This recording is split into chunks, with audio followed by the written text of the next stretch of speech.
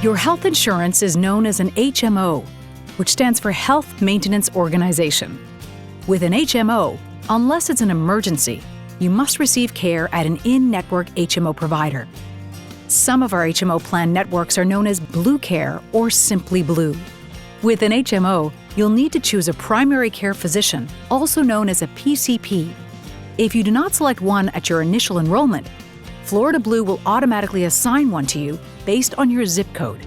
But don't worry, you can change your PCP anytime. Also with our HMOs, we do not require you to have a referral to see an in-network specialist. Just make sure you use in-network providers for your HMO plan. We've included links below for you to search for providers in the HMO network. As a Florida Blue HMO member, you and your covered dependents have coverage for certain services when you're away from home. Florida Blue HMO offers separate programs for short trips and long stays.